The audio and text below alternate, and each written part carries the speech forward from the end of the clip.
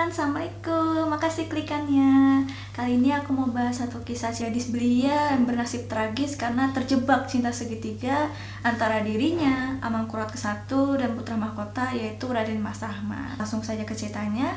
Lanjut.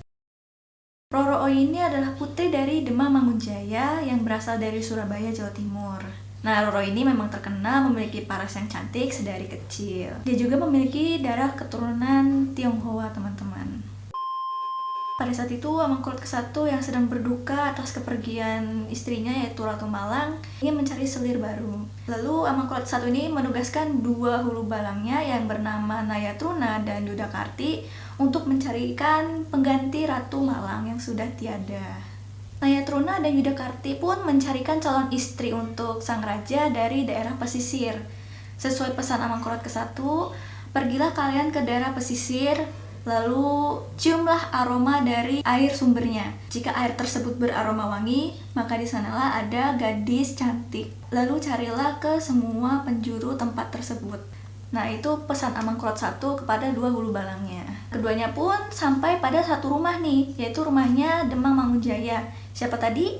Ayahnya Roro Oyi. Nah, Demang Mangunjaya ini terkejut, ditambah lagi lebih terkejut lagi atas alasan kenapa kedua tamunya ini datang. Permisi Pak, perkenalkan saya Nayatruna dan ini teman saya Yudakarti. Kami dengar di sini adalah rumah dari Roro Oyi. Apa benar? Iya Pak, benar. Saya ayahnya Roro Oyi, Demang Mangunjaya. Sebenarnya ada apa ya Pak? Ada keperluan apa Bapak mencari anak saya? Kami hulu balang dari Gusti Amangkurat 1 Pak. Intinya Demang Mangunjaya itu dibuat terkejut atas tujuan dari dua tamunya tersebut. Lalu dipanggillah Roro Oyi ke ruang tamu oleh sang ayah. Roro Oyi, nak, coba kemari sebentar. Nah, Roro Oyi pun muncul di hadapan kedua tamunya dan membuat Nayatruna serta Yudakarti pun ikut terpesona atas wajah rupawan si Roro Oyi. Wah, ayu nih. Wah, ini mah Gusti Raja langsung jatuh cinta nih sama Roro Oyi.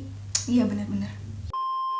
Lalu diboyonglah Roro Oyi dari Surabaya. Namun, karena umurnya masih sangat belia, masih sangat muda, Roro Oyi pun dititipkan ke Ki Wirarejo, yaitu bisa dibilang atasannya dari Nayatruna dan Yudakarti. Nah, kita masuk ke cerita pertemuan antara Roro Oyi dengan pangeran muda yaitu Raden Mas Rahmat. Gimana ceritanya? Lanjut saja.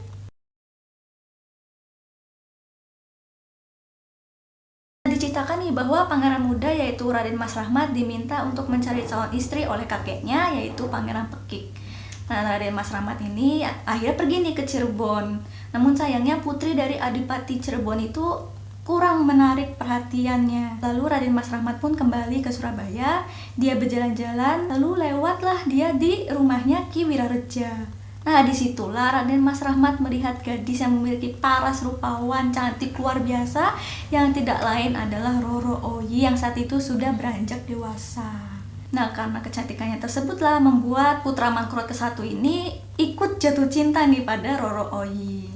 Tapi karena ia mengetahui kalau Roro Oyi ini akan dipinang oleh ayahnya, jadi Raden Mas Rahmat hanya bisa berhayal, hanya bisa mengaguminya dari jauh, hanya bisa memikirkannya dari jauh, hingga sang pangeran pun jatuh sakit karena terlalu memikirkan. Nah, karena merasa iba, Pangeran Pekik yaitu kakeknya Raden Mas Rahmat pun meminta Roro Oyi untuk menjenguk Raden Mas Rahmat yang masih sakit saat itu. Pangeran Pekik pun menghampirilah Ki Wirareja untuk meminta izin agar Roro Oyi bisa menjenguk Raden Mas Rahmat yang sedang sakit. Nah, dikatakan kalau Raden Mas Rahmat ini tidak kunjung sembuh meskipun sudah banyak banget tabib yang didatangkan. Nah, Pangeran Pekik sebagai kakeknya ini berpikir, apa mungkin cucuku ini sakit gara-gara memikirkan Roro Oyi terus ya gitu. Nah, akhirnya tercetuslah dari hatinya, coba deh aku ke rumahnya Ki Wirareja, siapa tahu dia mengizinkan Roro Oyi menjenguk Raden Mas Rahmat. Pangeran Pekik akhirnya bertemu dengan Ki Wirareja dan meminta izin darinya untuk Roro Oyi bisa menjenguk pangeran muda itu yang sedang sakit.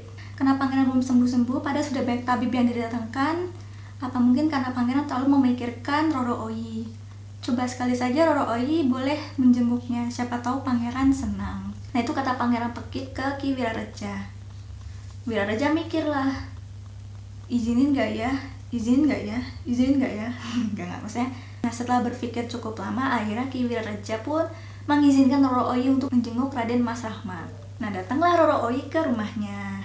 Nah, betapa senangnya, betapa bahagianya ya dijenguk oleh pujaan hati ya, oleh gadis impiannya. Raden Mas Rahmat pun akhirnya sembuh. Tapi itu membawa masalah besar untuk mereka semua. Lah, apa masalahnya? Mak kan udah dijenguk, udah sehat pangerannya, kok masih ada masalah apa lagi? Nah, masuk aja ke cerita masalahnya. Lanjut. Nah, Amangkurat ke-1 pun akhirnya mengetahui nih kisah asmara antara Roro Oyi dengan putranya yaitu Raden Mas Rahmat. Nah, tentu saja itu sangat-sangat membuat sang raja murka. Karena apa? Karena Amangkurat I ini sudah lama bersabar menunggu Roro Oyi tumbuh dewasa agar bisa dipinang olehnya. Lah kok malah diambil sama anaknya? Ya gimana nggak marah? Nah, akhirnya Amangkurat I ini memberikan dua pilihan nih kepada putranya. Pilihan pertama, kamu boleh sama Roro Oyi, tapi kamu nggak bisa naik tahta.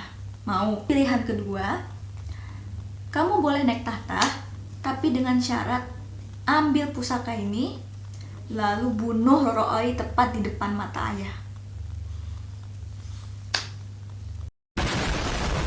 Milih tahta atau cinta?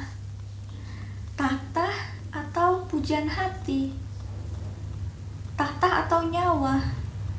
Nah, dikatakan kalau Raden Mas Rahmat akhirnya memilih pilihan kedua yaitu tahta. Ya, kemudian dengan berat hati membunuh Roro Oyi dengan pusaka yang diberikan oleh ayahnya. Namun ada cerita lain yang mengatakan kalau Roro Oyi sendirilah yang mendatangi Raden Mas Rahmat yang saat itu sedang kebingungan, masih memikirkan pilihan ke-1 atau pilihan kedua. Nah, Roro Oyi pun mengambil pusaka yang berbentuk keris, lalu bunuh diri tepat di depan mereka. Seperti itu. Roro Oyi pun akhirnya meninggal, tapi dari kejadian ini bukan hanya Roro Oyi saja yang meninggal. Terus siapa lagi yang meninggal selain Roro Oyi? Makanya dengerin sampai habis.